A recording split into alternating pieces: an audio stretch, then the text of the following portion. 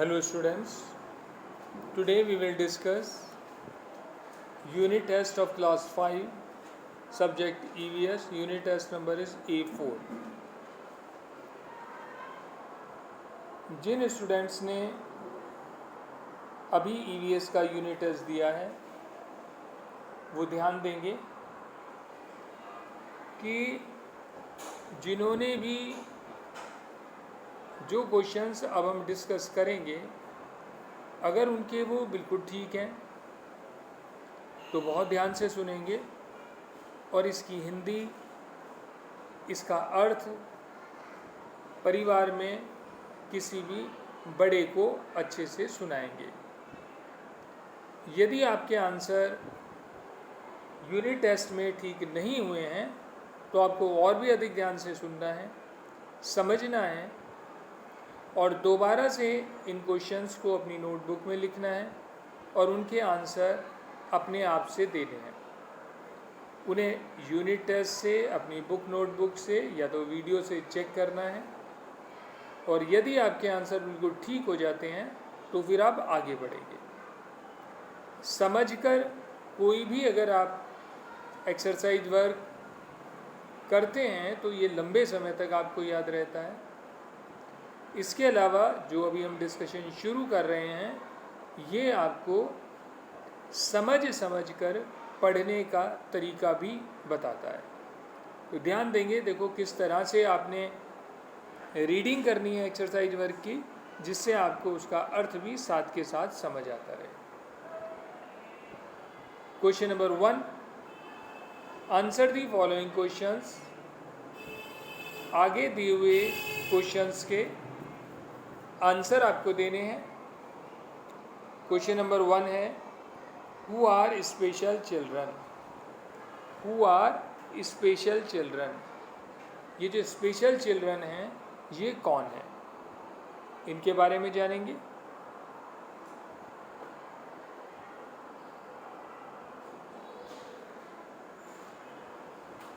Children who have a weak brain और some physical disability are called special children.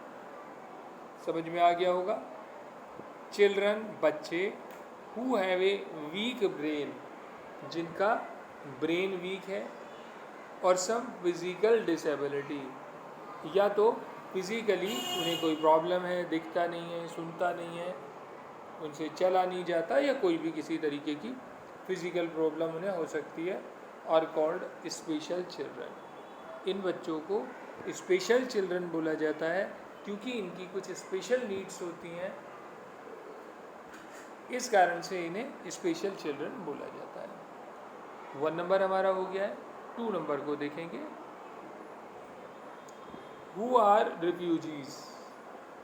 Who are refugees, ये जो refugee word है इसका क्या मतलब है। 2 नंबर का आंसर देख रहे हैं। People who are forced to leave their country. वो लोग हु आर फोर्स्ड, जिन्हें जबरदस्ती, लीव देयर कंट्री, जबरदस्ती उनका कंट्री छुड़वाया जाता है। Because of natural calamities and disasters. और बिकॉज ऑफ किस कारण से, या तो कोई प्राकृतिक आपदा हो या किसी प्रकार की भी आपदा हो, ये मैन मेड हो सकती है, युद्ध आदि का समय हो सकता है, किसी भी तरीके की समस्या हो सकती है। इस कारण से लोगों को अपना देश छोड़ना पड़ जाता है मजबूरी में। And take shelter in another country. And take shelter, और शरण लेते हैं इन अनदर कंट्री, और दूसरे कंट्री में, आर कॉल्ड रिफ्यूजीज, इन्हें रिफ्यूजी कहा जाता है। बात समझ में आ गई होगी। पीपल हैं, लोग हैं, who are forced to leave their country, जिन्हें ज़बरदस्ती अपना देश छोड़ना पड़ता है। बिकॉज ऑफ नेचुरल कैलेमिटीज, उसके कारण प्राकृतिक आपदाएं भी हो सकती हैं। एंड इसके अलावा डिसेस्टर्स और भी कोई ऐसी आपदाएं हो सकती हैं जो प्राकृतिक ना हो के मैन मेड हों या किसी भी तरीके की हों, लेकिन परेशानी तो होगी ही। जब परेशानी होती है तभी केवल मजबूरी में देश छोड़ना पड़ता है। एंड टेक शेल्टर, और उन्हें शेल्टर लेना पड़ता है, शरण लेनी पड़ती है इन अनदर कंट्री, किसी दूसरे कंट्री में, आर कॉल्ड रिफ्यूजीज। इन लोगों को शरण देने वाले कंट्री में रिफ्यूजीज बोला जाता है। 2 नंबर का आंसर समझ में आ गया होगा। Now we will discuss question number 3। What is the positive effect of migration? ये जो माइग्रेशन है इसके पॉजिटिव इफेक्ट क्या है? जब हम अपना घर छोड़ते हैं और दूसरी जगह जाते हैं, उससे हमें क्या लाभ हो सकते हैं या होते हैं, उसके बारे में पूछा गया है। The प्यूपिल, the positive effect of migration is, ये जो पॉजिटिव मतलब अच्छा, अच्छे प्रभाव जो हैं, अच्छे जो इफ़ेक्ट हैं वो माइग्रेशन के हैं। That people get better job, कि लोगों को कई बार वहाँ जाकर अच्छी जॉब मिल जाती है, अपनी आज वाली जॉब के मुकाबले थोड़ी सी बेटर मिल जाती है। एंड अपॉर्चुनिटीज़, और कुछ बेटर अपॉर्चुनिटीज मिल जाती हैं to improve their lifestyle, जिससे उनका लाइफ स्टाइल जो है इम्प्रूव हो जाता है। उन्हें ज़्यादा अच्छे जॉब, ज़्यादा अच्छे काम करने की जगह और ज़्यादा अच्छा उनका रोज़ाना का जो जीवन स्तर है वो मिलने की संभावनाएं रहती है। इसी कारण से क्या है, आपने देखा होगा इंडिया के मुकाबले में अमेरिका लोग बहुत सारे जाते हैं, उसी कारण से जाते हैं कि वहाँ का इंफ्रास्ट्रक्चर यहाँ के मुकाबले में अच्छा है, बेटर है। उस कारण से जब वहाँ पर लोग जाते हैं तो उन्हें बेटर अपॉर्चुनिटीज़ मिलने की संभावनाएं बढ़ जाती हैं। क्वेश्चन नंबर 4 में देख लेते हैं भाई। What is archery? Name 2 famous archers of India. ये आर्चरी क्या है और आर्चर्स कौन से हैं इंडिया की फेमस, बताना है। पहले तो आर्चरी समझ लेते हैं, ये आर्चरी क्या है। 4 number answer, archery is use of bow and arrows for self defence. Archery क्या होता है, इसे बोलते हैं तीर अंदाजी। इसका जो यूज़ होता है उसमें क्या होता है, तीर और कमान, 2 चीज़ें यूज़ की जाती हैं फॉर सेल्फ सेफ्टी, अपने बचाव के लिए, दुश्मन से अपने आप को बचाने के लिए, अपनी सेल्फ सेफ्टी के लिए धनुष बाण की, आर्चरी की ज़रूरत पड़ती है, ये यूज़ होता है। It was earlier a sport for hunting. बहुत पुराने समय में इसमें क्या होता था, ये स्पोर्ट होता था हंटिंग का। तो इसमें क्या है कि लोग शिकार खेलते थे और जानवरों को, पशु पक्षियों का शिकार कर लेते थे। तो इस तरह का उस समय का स्पोर्ट था। 2 famous Indian archers are, 2 famous Indian archers तीरंदाज हैं संजीव कुमार सिंह। एक तो हैं संजीव कुमार सिंह एंड लिम्बा राम, और दूसरे हैं लिम्बा राम। तो संजीव कुमार सिंह और लिम्बा राम ये 2 भारत के प्रसिद्ध तीरंदाज हैं, आर्चर्स हैं।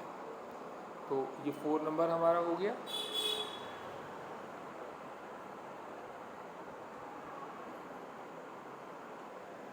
अब ये हमारे क्वेश्चन आंसर थे, कुछ fill in the blanks discuss कर लेते हैं। Fill in the blanks 4 number में आप चेक कर लेंगे अपना।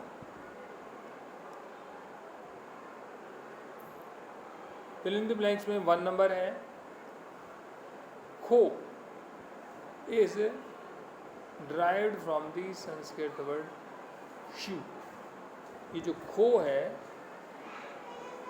इज ड्राइव्ड लिया गया है from the Sanskrit word shu, Sanskrit के वर्ड शू से, वहाँ से संस्कृत के वर्ड शू से ये खो का नाम आया है।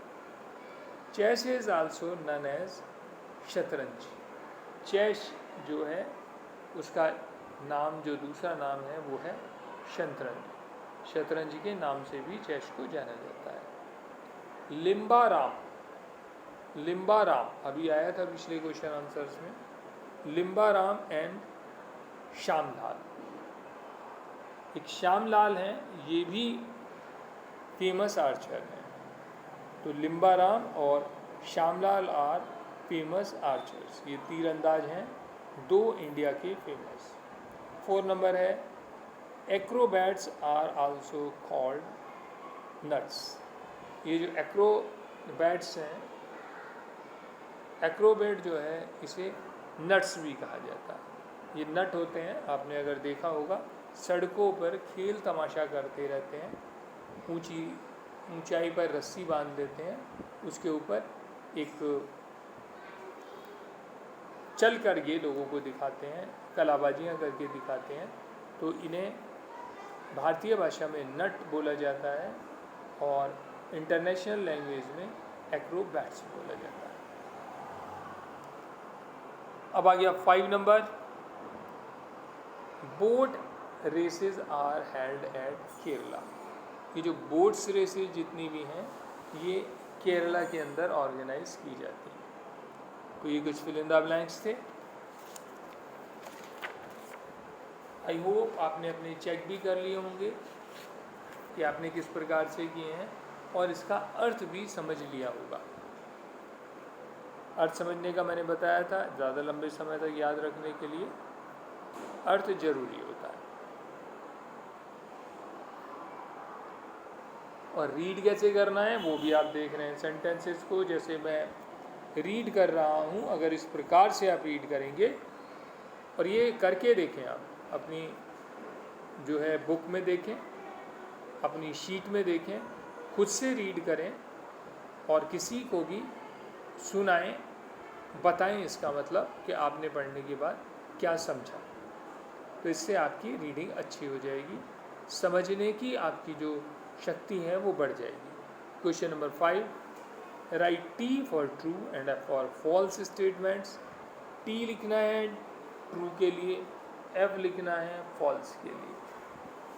ट्रू मतलब ठीक और कोई बात गलत है तो उसके लिए फॉल्स लिखना है। 1 number, captain is the head of the team. Captain जो होता है वो किसी भी टीम का हेड होता है, तो ये बात ट्रू है, कैप्टन जो है हेड होता है।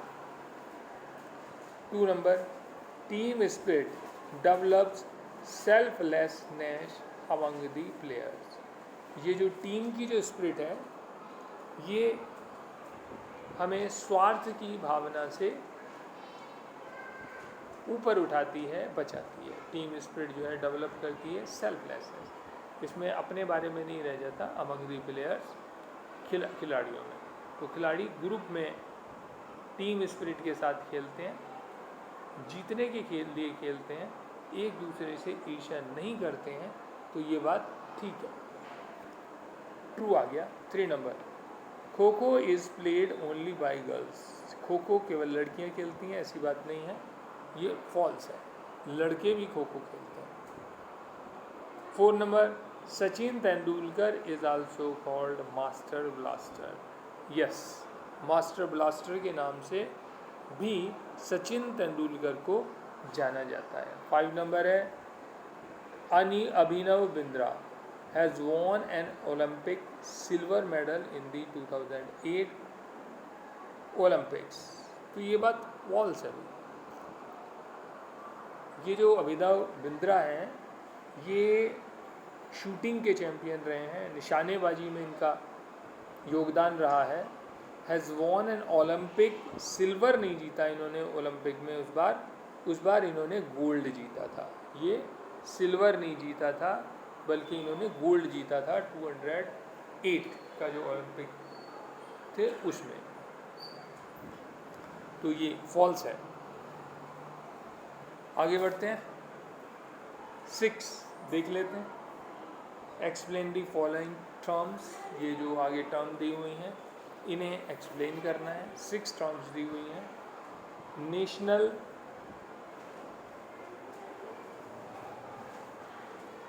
नेशनल टीम क्या होती है, एक तो ये बताना है नेशनल टीम क्या होती है। दूसरा है इंडोर गेम्स क्या होते हैं। तीसरा है एम्पायर क्या होता है, ये एम्पायर कौन होता है और ये कैप्टन कौन होता है। इंडिविजुअल गेम कौन से होते हैं, टीम गेम कौन से होते हैं। तो ये 6 टर्म्स दी हुई हैं जिन्हें कि एक्सप्लेन करना है, तो इन्हें 1 बाय 1 एक्सप्लेन करेंगे।